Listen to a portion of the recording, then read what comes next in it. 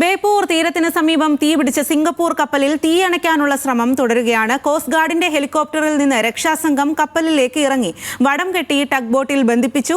കേരള തീരത്ത് നിന്ന് കൂടുതൽ അകലേക്ക് കപ്പൽ മാറ്റാനാണ് ശ്രമം.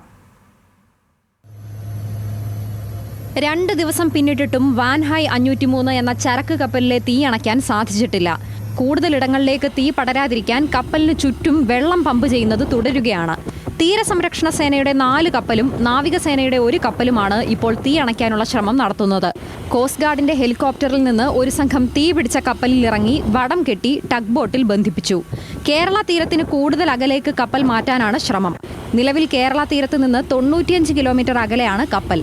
തീ പടരുന്നതിനാൽ കപ്പലിന് അടുത്തേക്ക് പ്രവേശിക്കാൻ കഴിയാത്ത സാഹചര്യമാണ് നിലവിലുള്ളതെന്നും സംസ്ഥാന സർക്കാരിന്റെ നിർദ്ദേശങ്ങൾ കൂടി ദൌത്യത്തിൽ പരിഗണിക്കുന്നുണ്ടെന്നും കേന്ദ്രമന്ത്രി ജോർജ് കുര്യൻ പറഞ്ഞു. നമ്മുടെ കോസ്റ്റ് ഗാർഡ് അതുപോലെ ഷിപ്പിംഗ് മന്ത്രാലയം അവരെല്ലാം അതിൻ്റെ അകത്ത് ഇടപെട്ടിട്ടുണ്ട്. അത് എങ്ങോട്ടാണ് വേവ്, എങ്ങോട്ടാണ് കാറ്റ്, ഏത് പ്രദേശത്താണ് അത് ബാധിക്കുന്നത് അതിനെപ്പറ്റി പഠിച്ചുകൊണ്ടിരിക്കുകയാണ്. മറ്റൊന്ന്, സംസ്ഥാന സർക്കാരിന്റെ നിർദ്ദേശങ്ങളും പരിഗണിക്കും. തീപിടുത്തം ശക്തമായതോടെ കൂടുതൽ കണ്ടെയ്നറുകളിൽ പൊട്ടിത്തെറി ഉണ്ടാകാൻ ഇടയുണ്ടെന്നാണ് വിലയിരുത്തൽ.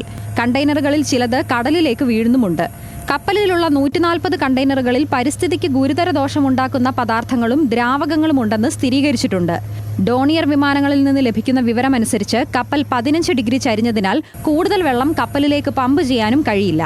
കാണാതായ 4 നാവികർക്ക് വേണ്ടിയുള്ള തിരച്ചിൽ തുടരുകയാണ്.